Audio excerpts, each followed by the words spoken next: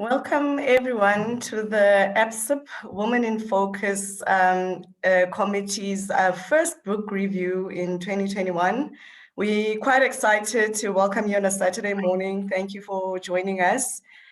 We will be exploring the theme of overcoming imposter syndrome, belonging, including, and development. But before I introduce our panel members and our moderator, for those who don't know APSIP and the Women in Focus, what we do, APSIP is an advocacy group that promotes transformation within the financial services sector. And within the APSIP group, we have a Women in Focus committee that plays a key role in the advocacy of promoting transformation for the Black investment professional in the financial services industry. Basically, that is what we do as APSIP. So we have quite a number of engagements within the industry at large in terms of transforming the industry and making sure that equality is reached in the financial services industry. So we're quite excited for this book review. It's the first of its kind that AWIF is hosting, where we tackle quite topical issues in the industry. Our moderator today is Ntlamulo Tlakula. She's part of the AWIF committee, and introducing our panel members who are quite well known in the industry. First, I will introduce Linderos Kenjana, the author of The Black Girl's Guide to Corporate South Africa. She holds a Bachelor of Social Science from UCT, majoring in organizational psychology and industrial psychology, and has a master's in ICT 4D from the University of Manchester. She has received a CEO's award and is a Mail and Guardian top 200 young person. In her book, Skenjana includes the insights of other Black women at various stages of their career, and as she navigates the pitfalls of the corporate world. So it's quite an insightful book, which she will go into detail in the discussions. We also welcome Carice Anderson, who is the author of Intelligence Isn't Enough. Carice came to South Africa in 2011.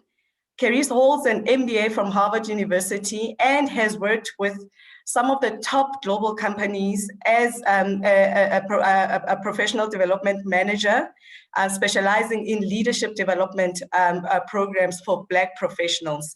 She currently does executive coaching, leadership development, and diversity and inclusion facilitation for top global firms.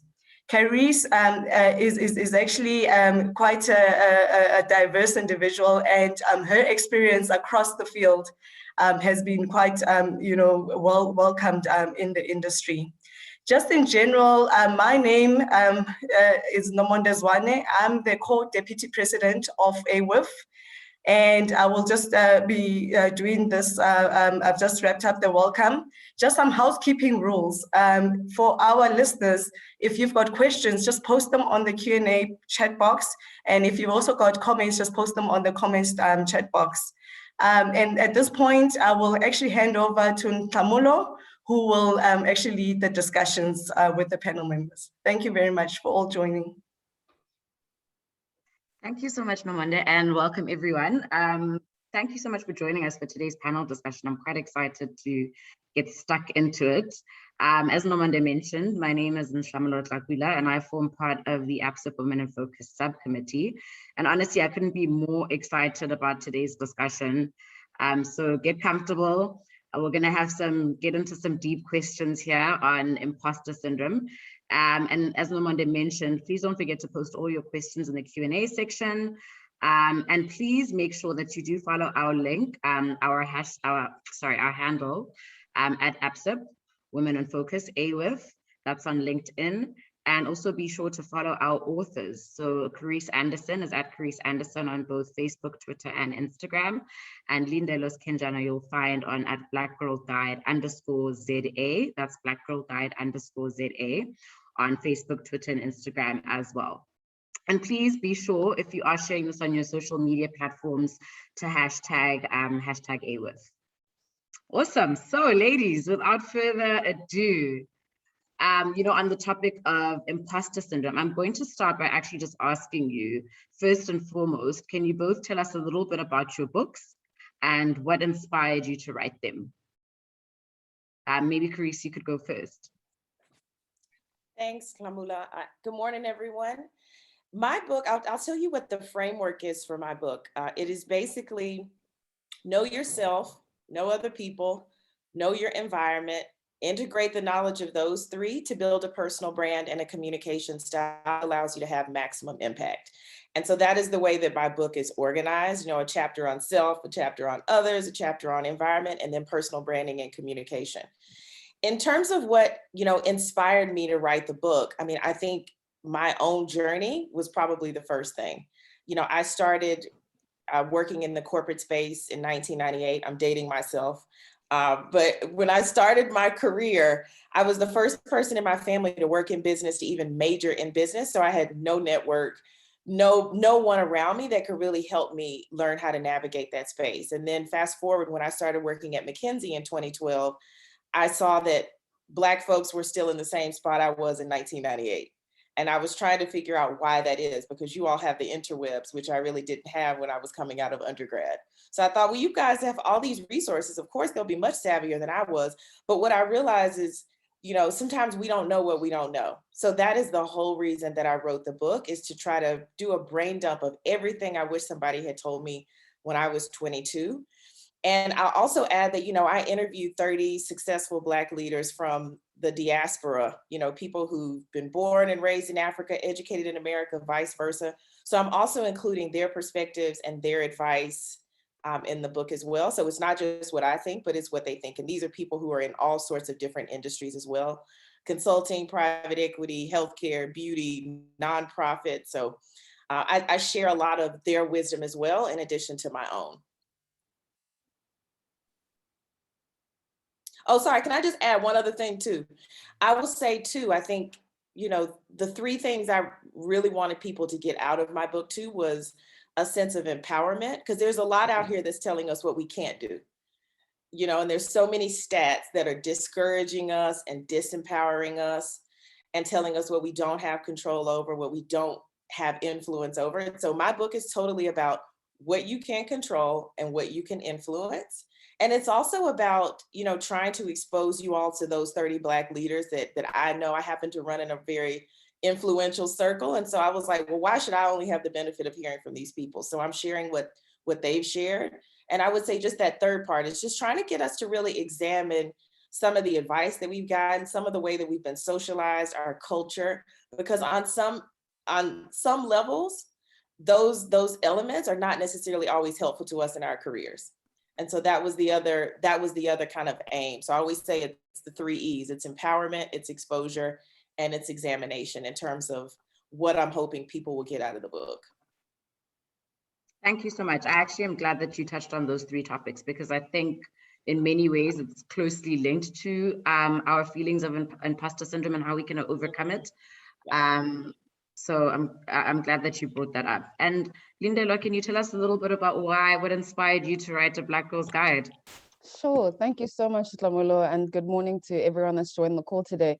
So there's a number of reasons, right? But I'll just focus on these ones. The first is that we really need to start, actively participating in the conversation, and the narrative that shapes, the things that are out there about Black women, right? Because if we aren't influencing that big narrative, then we're forever going to be waiting for someone else to decide who we are, how we are, and give us labels, right? And I think the time for that is really up. So I think we just need to wake up and own it and be intentional in influencing and shaping that, firstly.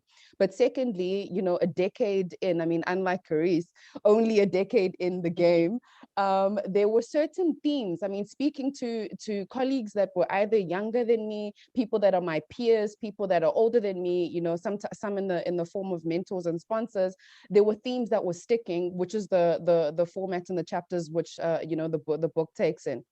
And then thirdly, I mean, there's an African saying that says, "Indlela ibuzwa kulabo abahambe phambili," right? And that directly translated answers the word guide, right? Because the book is not just myself, but it's also stories from other women, other Black professional women, that are in the corporate environment, and just getting their stories and their view too, because it's not just a Lindelwa thing, but there's a bigger conversation that needs to be had here. So I thought, why not just document our experiences, our very varied experiences, even though there are many similarities. I mean, themes around being naive as Black women, it's not common, I think, to Carissa's example as well, that as a Black female, that you've grown up in a home where everyone, has been on boards and in corporate boardrooms and will give you tips about stocks and all of that good stuff. So it's really good that we start having and normalizing having the conversations, our challenges, but also how we're surviving. Thanks. Thank you. I wish I would have had some sort of guidance or guidelines to follow when I entered, the corporate world. But what you just said completely resonates with me, in that we, it's important for us to walk each other through this journey, in terms of our careers, which I think leads me to my next question. In an article published by Medium, Maryville University professor of strategic communication and leadership, Dr. Leilani Carver, defined imposter syndrome as the experience of someone who feels like a fraud intellectually and or professionally. So just as a first question, how does one recognize that they're experiencing imposter syndrome? What are the red flags? What are the telltale signs? I'll give you both an opportunity to answer that question, and I'll start with Carisse. Sure. I think for me, the two elements, I mean, you spoke about just one element now, which is feeling like a fraud. I think the other element for me, which starts to answer your question, is you're someone who externalizes success. So when you have something that goes well, you're talking about, oh, I just got lucky, or anyone could do this, or, oh, they don't really, they're not serious about this positive feedback they just gave me. They're just being nice, or, oh, I was in the right place at the right time, or I had a lot of help, so I think for me, those are some of the telltale signs in terms of what is your language? Are you externalizing your successes, or are you taking any of the credit? Are you talking about the hard work you put in and the late nights and when you worked on weekends and how you researched and studied, or whatever it is that you did, right? So I think that for me is a big part of determining if you're suffering from imposter syndrome. I would also say, I think some of our standards for what competency is, I think is also another telltale sign. If you're the person that says, oh, well, somebody who's competent, knows how to do this the first time and doesn't need help and doesn't make mistakes and can juggle 55 things at once. And because I can't do that, then I'm not a competent person. So I also think a lot of it is the way that we think about what competency looks like and how we talk to ourselves about it. And then I'll just say that third part is, I think, the aspect of feeling like a fraud. And I think, a lot of us on this call I felt like that, where I literally am like, okay, any day now they're gonna come into this office and they're gonna say, we made a mistake. There was some sort of mix up and you shouldn't be here, wherever here is, And so I also think it's just feeling like that, feeling like you're gonna be called out at some point and that you're in a space that you don't deserve to be in. I think those are some of the signs for me that speak to someone who's suffering from imposter syndrome. Absolutely. And Lindelwa, what are your views on the telltale signs, red flags? Yeah, I must agree with Carissa. I felt like that way too many times in my career. It's not cool, but we're working on it. So I believe the telltale signs are things like doubt, things like fear, things like anxiety, right? And I always find it interesting on this topic, right? And even, the subtopics we're going to touch on is there's always a war between the self and the environment that you're in as well, right? Because, for example, I'm a person who prides themselves in carrying, you know, super feminine energy, subtle, gentle, kind, all of that good stuff. And when you're in an environment that requires you to, you know, that's hyper masculine, then what do? Because that, you know, sometimes that feeling of inadequacy or not being enough, or, you know, as Carice had mentioned, you're going to get caught out, you know, because of your achievements or whatever, then, you know, then that's when that clash happens as well. Because if you're walking into a room virtually or in person that requires you to adjust, you know, your true self, that's when all of those things start creeping in. So that's how I would describe it. When you get those things start creeping in, it's extremely problematic. So that's what I attribute to imposter syndrome. I mean, I completely agree about it being a product of your environment and yourself. And, you know, we actually wanted to test this theory, you know, with an AWIF, and we decided to, you know, I've read countless definitions of imposter syndrome. And so we wanted to see and test this against, you know, AWIF members. And so we ran a poll across various channels and asked a series of questions to our audiences, like, do you use minimizing language? Like, I just got lucky. And do you find it hard to accept compliments? And I think one thing that I found for myself was that, how can I ask this question without reflecting on it myself? You know what I mean? And I needed to really be honest with myself in terms of whether I exhibited any of those aforementioned, you know, traits. And just like the respondents on our poll, you know, the answer was just really a resounding yes for myself and for our audience. I definitely, you know, use minimizing language attributed to my success or externalize my success. So I think we're all going to benefit from having this conversation, including me, which I think is going to lead me to my next question. Do you feel corporate culture or organizational culture plays a role in exacerbating this problem of imposter syndrome, particularly for women of color? And how do you feel like it does so? And do you think that the odds are stacked against us as women of color? Lindela, do you want to take that on? Sure, I don't mind. And I think the response to that would also be a resounding yes, Tamulo. And yet, you know, it's just really shocking. I read just the other day, I think it was a Forbes article that says, for example, in the American top 500 FTSE, there was only ever one Black female CEO. Okay, her name was Ursula Burns, and she was the CEO of Xerox. And I think in the book, I also quote similar in South Africa. For a period of a decade on the JSE top 40 listed companies, the only female that was a CEO was Maria Ramos, right? I'm raising these two examples because, you know, us not seeing ourselves, right? So it not being normal and, you know, just as a part, you know, because something else that I also quote in the book is if we look at the amount of if we look at the genderedness of graduates, there's a lot of female and, you know, Black female graduates coming out of our system. But I think I discussed this in the book. Then what happens to us when we get into the system, right? You climb, and it's sort of like, okay, you know, there's a cap there. So the more we aren't seeing ourselves, the more there isn't, I mean, there's all these fancy terms, representation, you know, all of that good stuff. The more we aren't seeing ourselves, and this has been normal for decades and for years now, you know, this really contributes to the problem. So I think we just need to keep looking at that. And I guess by having conversations such as this, we're encouraging that a change is really, you know, urgent. Yeah. Thank you. I think 100% agree on representation, and I'll touch on that actually in my next question. I'm glad that you mentioned that. And Carice, what are your views? Are the odds stacked against us as Black women, like, or as women of color? Like, is it that we're not going to overcome this imposter syndrome just because we, corporate culture doesn't actually cater to us?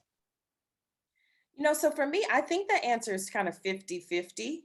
I definitely agree with what Lindelwa has said in terms of, you know, these environments, right? I think, you know, when you walk into a room and you're the only person of color, or you're the only woman, or you're the only young person, I definitely think psychologically it does play on your confidence, because you're thinking, you know, am I going to be the one that's going to break the glass ceiling?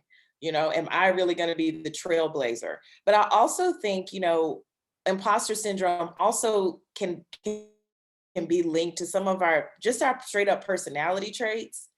I think some of us being anxious, being neurotic, and some of those traits, right, have helped us be successful in school and university, right?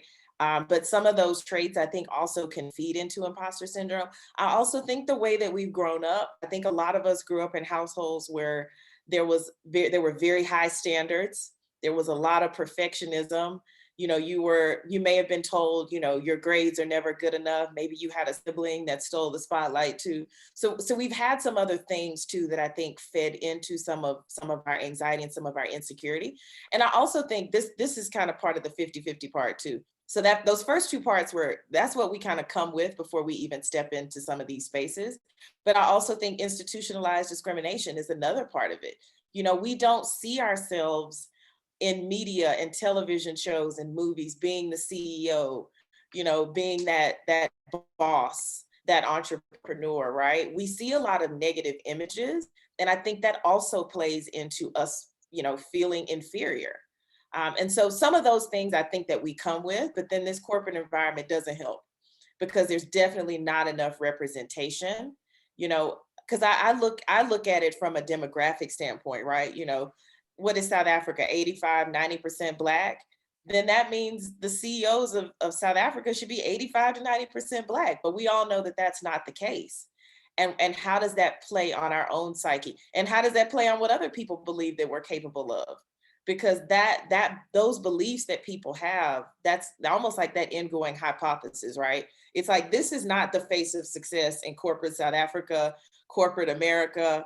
So is somebody going to look at this face and say, I'm going to invest in her, I think she's got potential?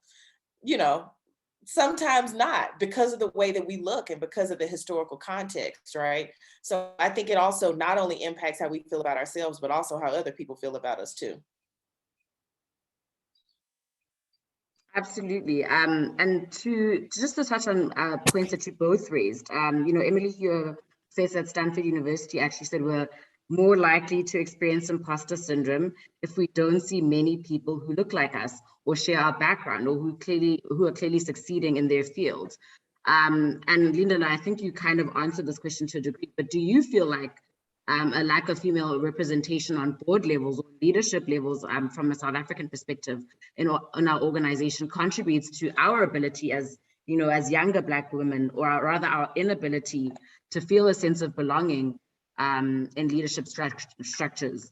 And in turn, it ends up leading us to believe that we've got imposter syndrome. I think not being able to see a lot of female leaders or a lot of women on board level, and it's just, a small group of women, tends to have, a domino effect in our own perceptions.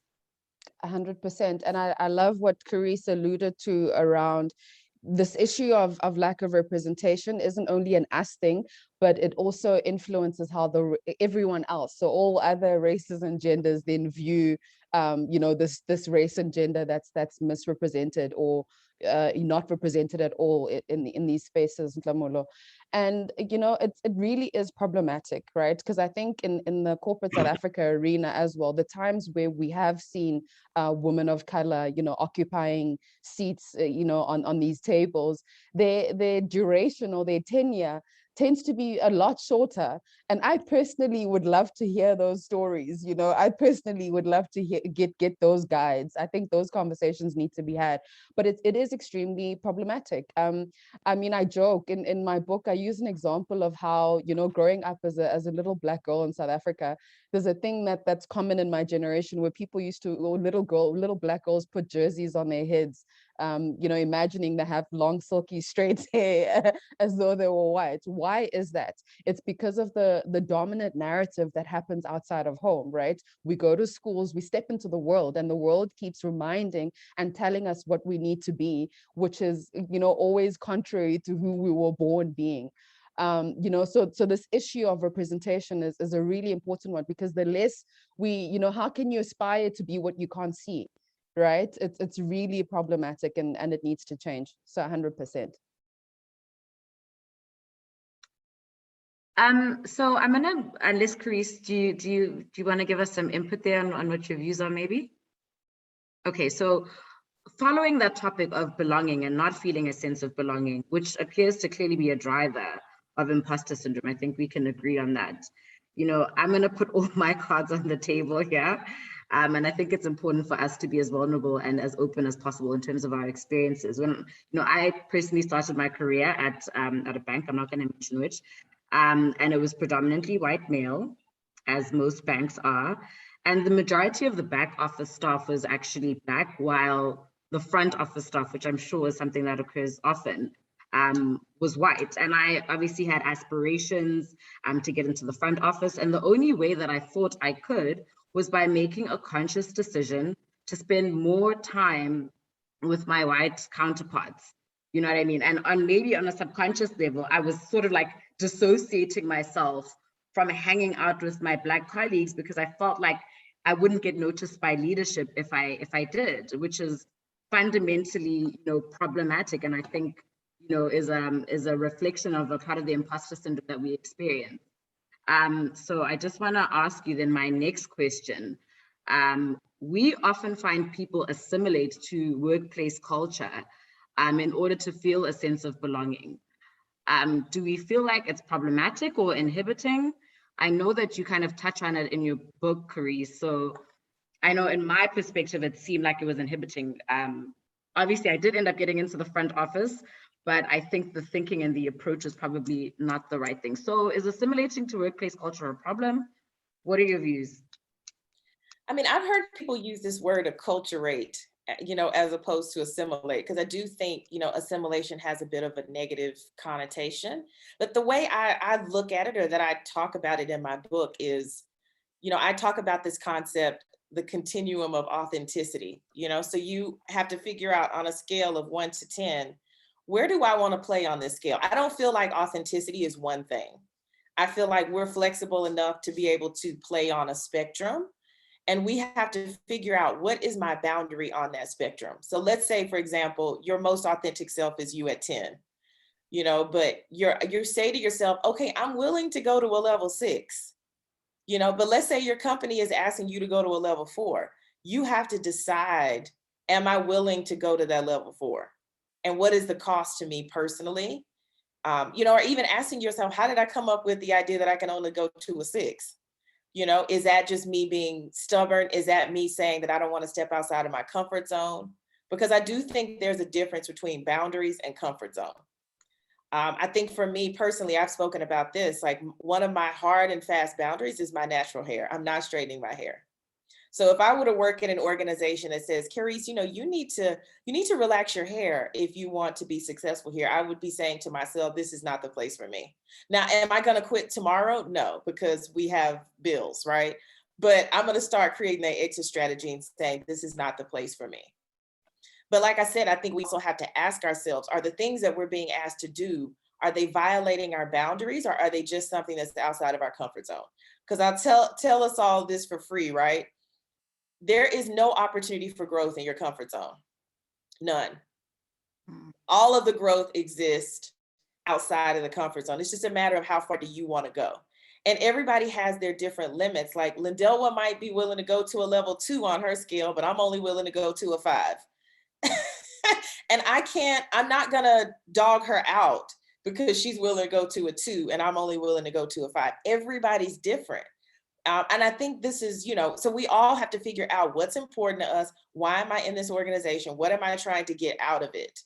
What experiences, what relationships, and what am I willing to do to get it? That's something, we ask people sometimes when I do facilitation is, what do you want? Why do you want it? And what are you willing to do to get it?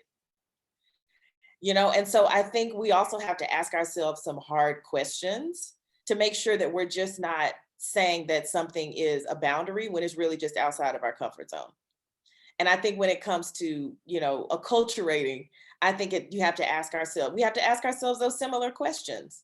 Like I know for a lot of Black people, and I'm going to generalize right now, we struggle with personal branding because we're like, oh, it's being fake. I'm selling myself like a can of Coca-Cola, and I tell people all the time, I'm like, look, the best way to build a personal brand is on a foundation of authenticity.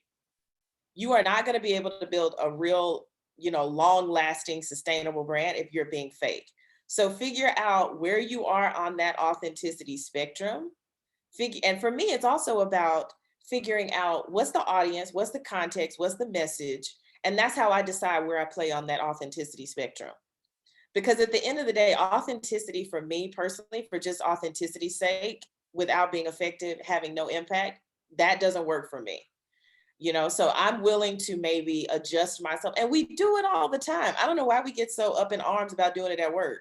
When we go to somebody's house, we don't say, well, look, this is how we do things at my house, and I'm going to do it the same. We adjust based on that environment. And so we do it all the time, So I think we just have to, I don't know, maybe sort of make it not such an emotional topic all the time.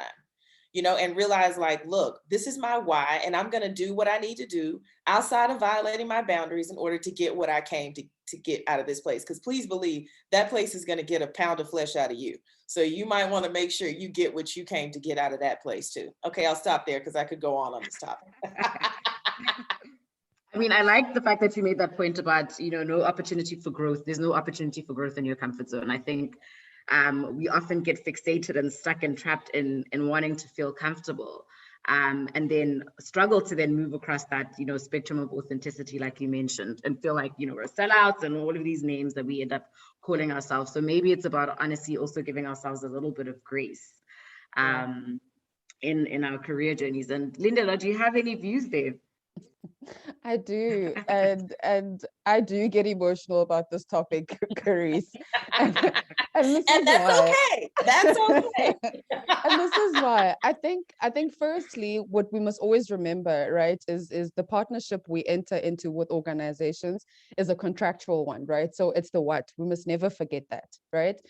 But I think the thing around assimilation for me then, becomes emotional because of the how.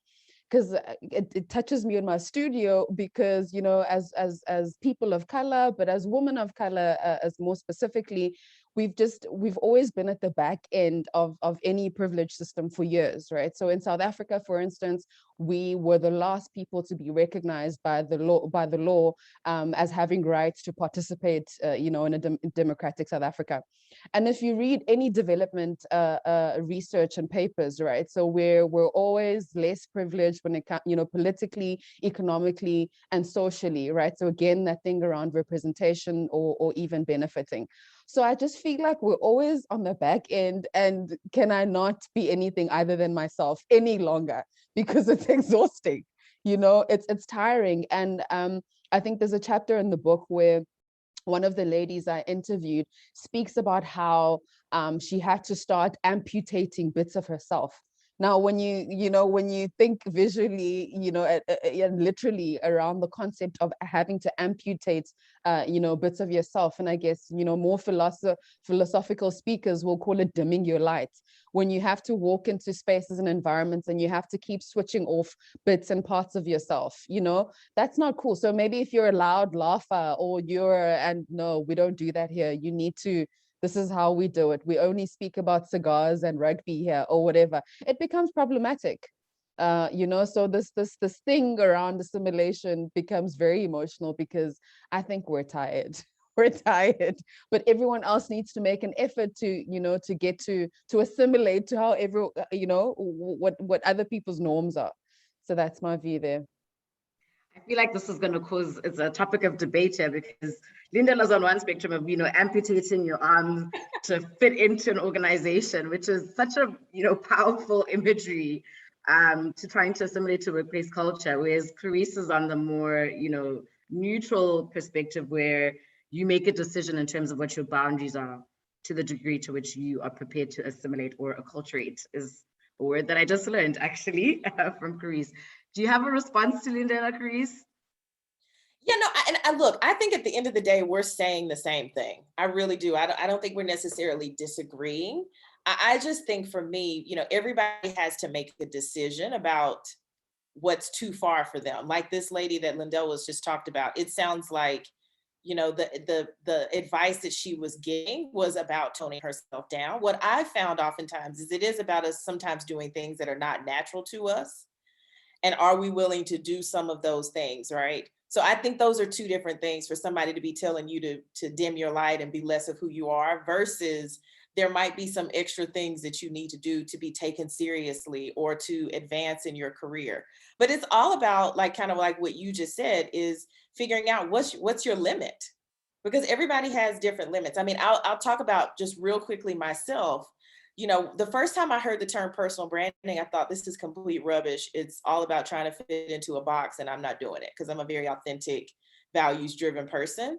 But the more, you know, I started to understand what the term really is, which is, what are the words and emotions that you want to evoke when people say your name? When somebody says Nomonde, what do you want people to think? What space do you want to occupy in people's minds? And once I understood it in that way, I was like, okay, then I need to be showing up, delivering, communicating, my social media presence, all these things need to align with that image that I want people to have, those words that I want to evoke. And so for me, I thought to myself, okay, there's certain things I'm not going to do in order to build a personal brand. This goes back to boundaries. I'm not going to lie. I'm not going to take credit for things I didn't do. I'm not going to, you know, throw other people under the bus. I'm not doing those things. But everything else, okay, I'm game for.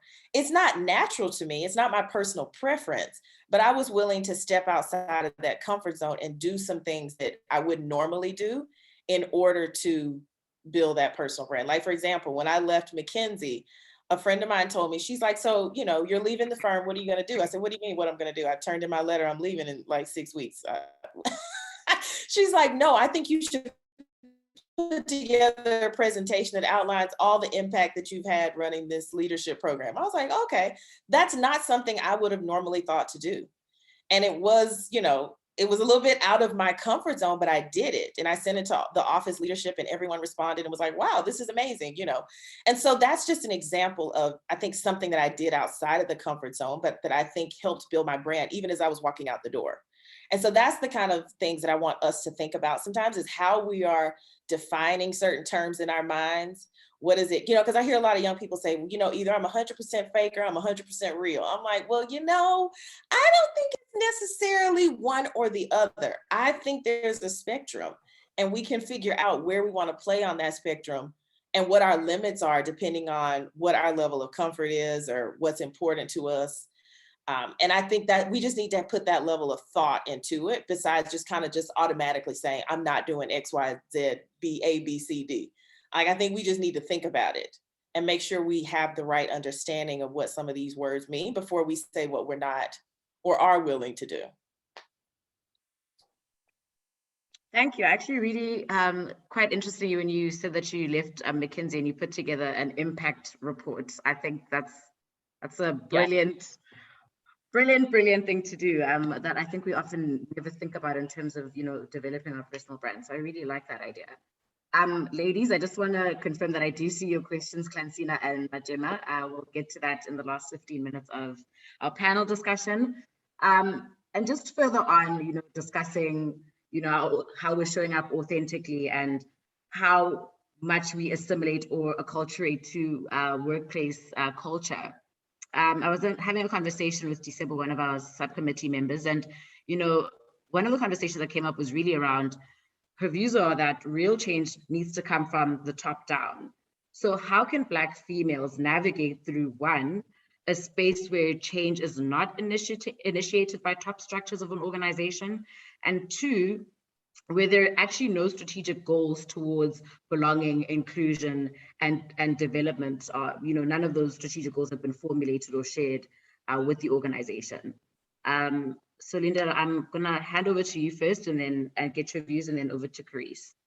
Yeah, so when I was doing some reading around these topics, you know, one of the key things is, especially in a COVID world, right? If you are not having teams and organizations that are diverse, you know, equitable, inclusive, etc., the survival of that organization is really questionable in these rough times, because we know, you know, having diverse and inclusive environments, organizations, teams, and spaces contributes, you know, to the innovation of that particular organization. You know, you get diverse solutions, etc. So So I think organizations that aren't doing that are really, you know, playing with their survival in this climate, firstly. But secondly, I guess just like with anything in life, it's about influence, right?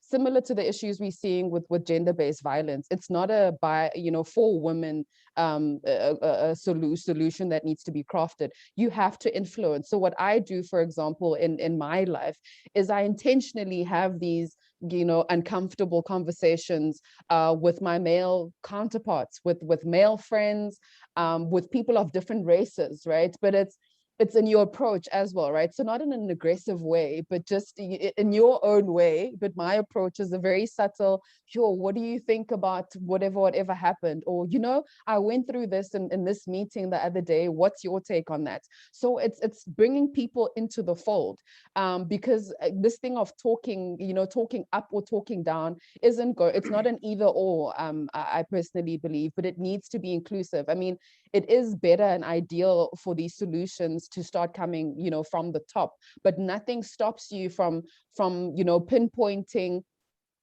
you know, maybe leaders at the top who do have softer nature, who have an ear, you know, for such issues and are concerned, you know, authentic sort of people. So you need to start influencing across. You know, it's an organization, it's a web of a network, you know, for a reason. So never just box yourself in your, this is my lane, this is where. No, influence widely, and that's the only way we're going to start seeing change.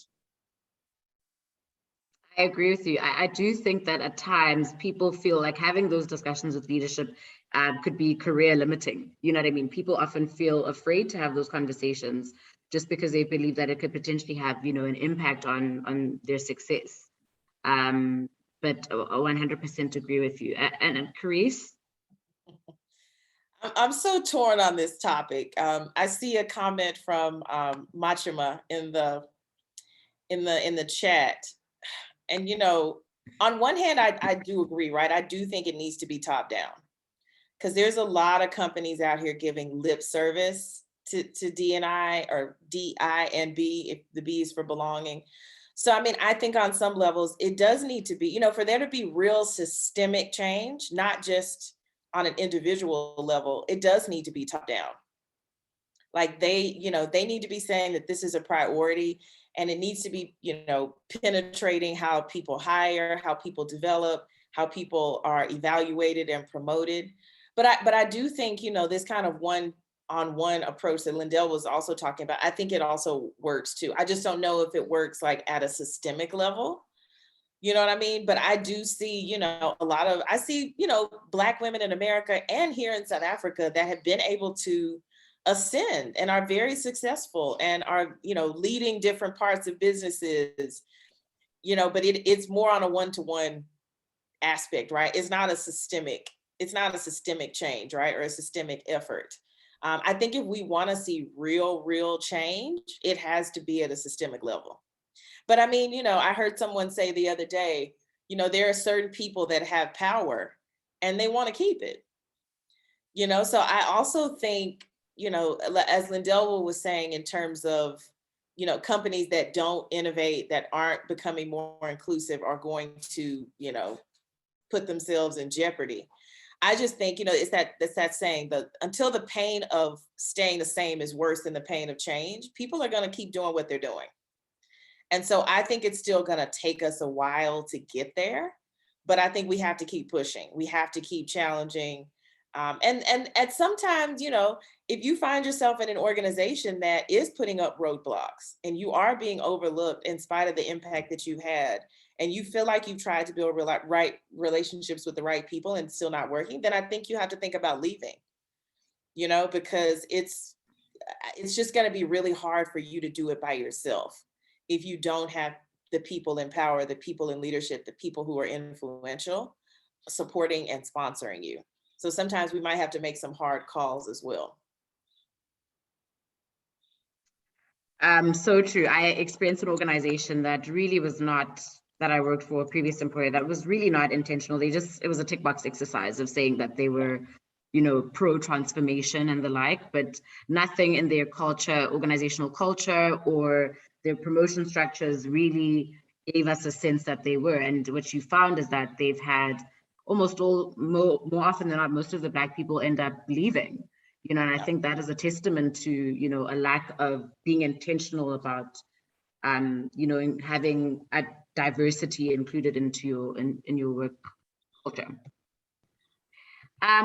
Okay, we don't have a lot of time and we have so many questions, guys. Okay, anyway, so in late 2019 or 2018, Michelle Obama, as we know, embarked on a book tour for her memoir, Becoming, which obviously sold like 2 million copies in like the first 15 days. Yet during an appearance at the London School, when she was asked how she felt about being seen as a symbol of hope, the former First Lady admitted that she still suffers from imposter syndrome, so we're not alone. And her comment was, it doesn't go away, that feeling that you shouldn't take me that seriously. She said, I shared that with you because we all have doubts about our abilities, about our power and what power is. And I'm giving people hope that I have this responsibility and to make sure that I'm accountable. So I want to put the ball back in our court because we've discussed how imposter syndrome is a product of our environment for the most part. But to what degree, you know, is it a product of our sense of belonging? And what are the consequences? Okay, sorry, let me ask that again. To what extent do we believe that it's also just fundamentally about a lack of belief in ourselves and not just our environment?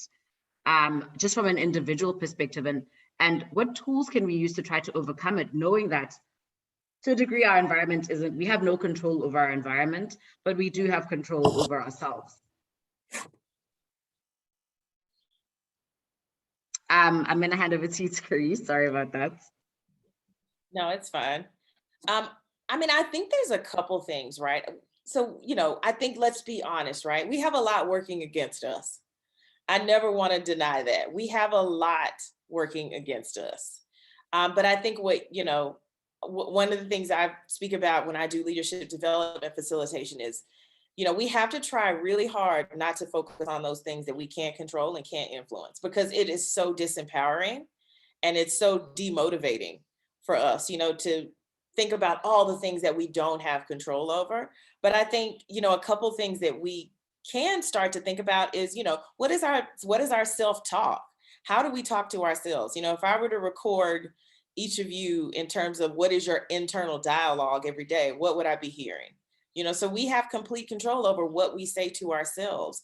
You know, we have control over our response to failure and to success, you know, and making sure that we are acknowledging the effort that we put in and we're focused on effort as opposed to all of these external things, right? You know, I got lucky, or, oh, it was right time, right place. Like if we focus on effort, that's what we actually can control, is how much effort we put into things. I think also acknowledging that our emotions are not facts is another really important one. You know, and sometimes I've even told people, sometimes we might need to believe our own hype and believe what other people say about us, as opposed to what we believe about ourselves. You know, so if you got into that fancy school or you got that fancy job, those people are not in the business of letting people in that they think are going to fail. That doesn't really help them. You know what I mean? So we need to start believing, like, you know what, maybe these people know better than I do. And they know that they see something in me that maybe I don't even see in myself. You know, so I also think talking ourselves down, doing what I like to call self-coaching, you know, because we can have that emotion, but we can either spiral down or we can spiral up. And so we need to make a choice to be able to coach ourselves, talk ourselves sometimes out of some of these emotions. I think I'll mention two other things. It's just focusing on strengths. I think a lot of times we get so focused on what we can't do, but I honestly believe everybody on the planet is a 10 at something. You are amazing at something. You bring some really interesting perspective because of your background, your experiences, what you studied. Focus on those things and focus on trying to put yourself in a position where those things are valued. Because I know a lot of us have grown up just focusing on weaknesses and areas of development, but honestly, get your areas of development to a minimum bar and focus on your strengths, because that's really your source of distinctiveness. And we all have a source or multiple sources of distinctiveness, and we need to be paying more attention to those. And then this last point I'll just say was from what I said earlier, we need to rewrite that competency rule book. I mean, you know, I think, and I know we hear a lot of talk in South Africa about Black entitlement and Black incompetence. There's a lot of white incompetence competence and white entitlement too. And so, you know, it's not a racial issue, right? So we need to just recognize, you know, what does competence look like? I mean, I love what Michelle Obama even said. She said in this interview, she's like, I've sat at some of the most influential, powerful tables in the world. She's like, these people are not that smart. You know what I mean? So I think we also need to sort of tone down what we think competence looks like. And I said to myself, you can be competent and make a mistake. You can be competent and ask for help. You can be competent and not be able to juggle 55 things. You can be competent and not do something well the first time you try it. You know what I mean? So I also think some of the language we use, how we talk to ourselves, what the standards are. Sometimes we set this bar so ridiculously high that nobody can meet it, including us. And it's unnecessary, right? So I think also bring down what some of these standards are, and trying to measure ourselves against something that is more reasonable. And something, and also I'll just say this one last thing. I used to tell people when I used to do onboarding when I worked at McKinsey, and I would tell people, look, every partner that is super successful in this firm started right where you are. They had a day one, they didn't know anything. They didn't know how this firm worked. They didn't know how to deliver the way that McKinsey wants you to deliver. So just remember that you can grow, focus on your effort, focus on the process and not always so much on the outcome. And I think that helps. So it's having that growth mindset versus having a fixed mindset.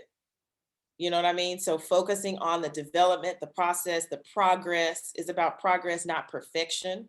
So I think some of these mindset shifts, I think can really help us deal with some of that imposter syndrome. So I'll stop there. Thank you. I like the idea of the fact that you mentioned we tend to focus on our weaknesses so much and trying to develop on our weaknesses, but we never tend to elevate our strengths. And I think that's so critical. Such a good point that you made there, Carice. And Lindelwa, before we go over to our Q&A questions, do you have a brief and quick answer for us there? Sure. Hey, now to Carice dropping gems this morning. Progress, not perfection. That's one of my mantras. I absolutely love that. And it's so interesting because Oprah likes saying that at the end of most of the interviews she did, whether she was speaking to Barack Obama or to Beyonce, all of them always asked, how did I do? So this concept around validation is really important. And I think the thing with validation, right, there's internal validation and external validation, right? But with the internal, the internal is partially external because it's how are you talking yourself down or do you talk yourself up, right, as the individual.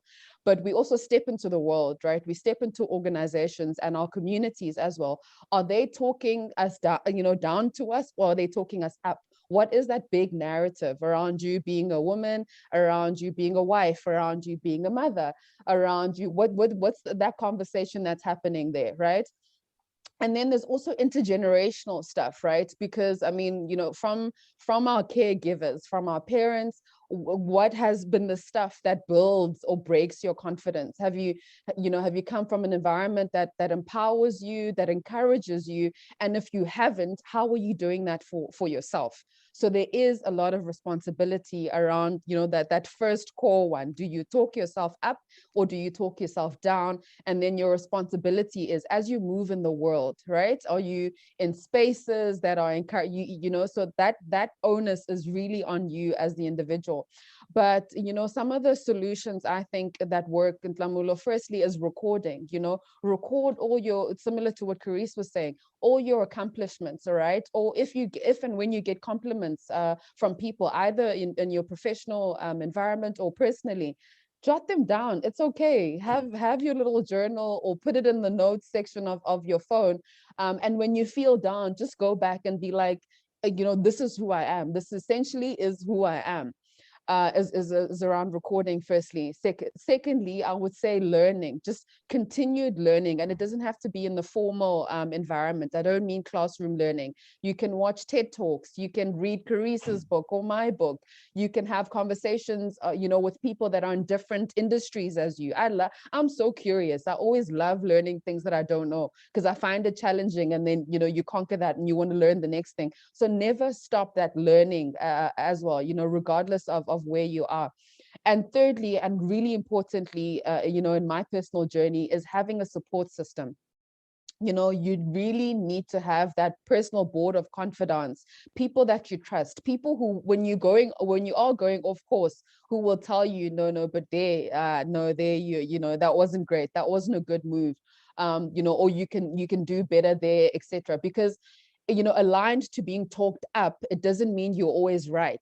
But you need people who will criticize you in a caring way, right? People who will criticize you because they genuinely want to see you doing better. So you need to have, you know, a community, a support system that you can turn on. So those are the things I think, you know, one can do as they try to develop themselves. Thank you so much, ladies. We've got 5 minutes and I'm going to try to get through these questions as quick as possible. So Lejobaf says, the problem with diversity and inclusion talks is that very little to no action usually come of it. And as in my case, the person raising the issue to management ends up being labeled like assertive, Julius Malema, radical. It's been my experience in 3 of the companies I've worked for. Do I always have to leave every time I encounter such? How long am I going to be running for? Happy for either Lindela or Chris to answer. I can start on that one. I think, you know, at Korn Ferry, there's this tool, we call it the change agent profile. And we talk about somebody being what's called a fighter. It's somebody who's actually right. Your content is right, but your strategy is wrong. And so sometimes I think we have to look at that. How are we delivering some of these messages? You know, are we delivering messages in a way that chastises people, makes people, you know, feel badly about themselves and makes them want to disengage from the conversation? Or are we talking to people in a way that's going to help coach them? So I think thinking about what is your strategy when you're bringing up some of these topics is really important, because, you know, like you said, you don't want to just keep running when it could be that your strategy is just not strong enough or not effective enough to really engage people and coach people on that topic. I'll leave it there just for time's sake. Lindela, if you want to add anything to that. Okay, and then Majima says, in your experience, is the small ratio of women at the top, intentional about lifting as they rise, or do they just keep their seat for themselves? Could they be struggling with believing they have made it? I'll give that a go. I don't think it's fair to entirely attribute it to them, right? I think something that Carice touched on earlier, it's a systematic issue and a problem, right? But I believe anyone who does have any amount of power has a responsibility. Right. And another thing, I think I touch on this in the book, right? We cannot assume that everyone who represents a minority puts on the hat of wanting to be the poster child for diversity or inclusion. And the reality is some people are just there for themselves. So I think we just need to be very real about that as well. But personally, I do believe that everyone who does have any ounce or bit of power and influence does have a responsibility, right? Because everything is time sensitive, right? Everything is always in a state of changing. You're not going to be there forever. You're not going to be young or in your 40s forever as a leader. And personally, you know, it's about leaving a legacy. Who are you grooming? How many people are you grooming, etc. But I mean, there's a bigger responsibility on the system, not just on those individuals, but I think they do have a role to play. Absolutely, I do believe in paying it forward, but also not to put pressure on people that don't want to be, you know, role models and all of that. Nontobego asks, what do you think women can learn from men in succeeding in corporate that is typically men in leadership positions that open the door for women? How can our emotions be seen as advantageous as opposed to limiting? So essentially, what can we learn from men in leadership positions, and what can we see? How can we, you know, see our own emotions as women as empowering and advantageous instead of limiting? I can start to touch on this one. I mean, I think that, you know, men are much more willing to play that game.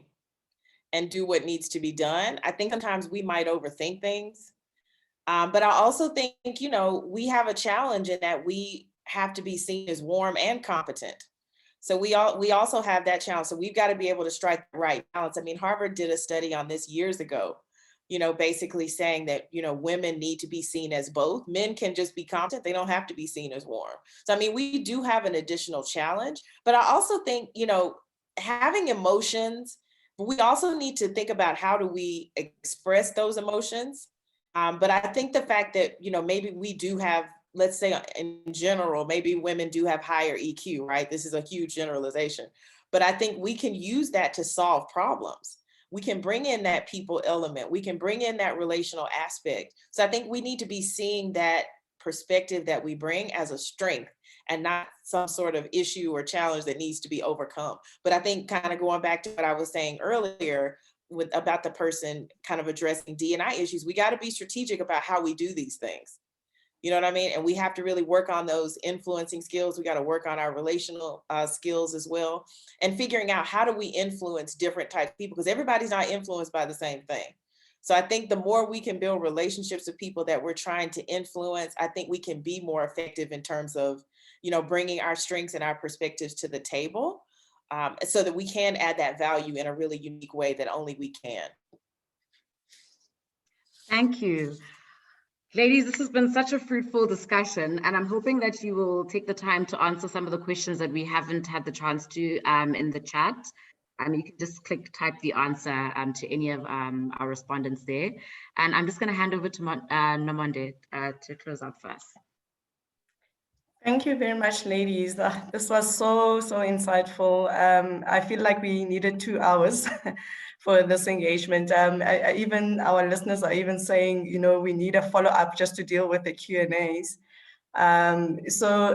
Lindelwa, Carice, thank you so much for giving us those insights and also giving us also the tools. I mean, I was just taking notes. If I go through the list, we'll be here forever. Just some nuggets of, you know, the tools that we need as women in support of transformation for women in the industry. What are the things that we need to start, you know, changing and thinking differently about how we support each other. More importantly, how you do the internal work as well in terms of navigating the challenges in corporate. And from AWIF side, anything that we do is quite deliberate. You know, this book review was deliberate, why we chose Carice, why we chose Lindelwa, because of this is a topical discussion that needs to be addressed. And it actually forms a golden thread to some of the initiatives we're going to do later on in the year. We're going to be hosting our annual summit in August. And also we hosting a mental health session as well, because I mean, the imposter syndrome is also can be also tied to a mental health issue. And I actually posted on the chat as well that the membership and the industry at large should look out for the mentorship sessions we're going to start facilitating. We're just not going to be connecting people without giving them the tools in terms of how do you maintain a sustainable mentor and mentee relationship, and how do you move forward so that we move that needle. And I think from AWIF side, we would like to thank you for your time, and we will follow through in terms of answering the questions that were posted on the chat. And we would like to thank Kamulo for just hosting and moderating the session, and also just a bigger ABSIP team and AWIF team as well for facilitating to have these phenomenal women. Thank you very much for all joining the session this morning.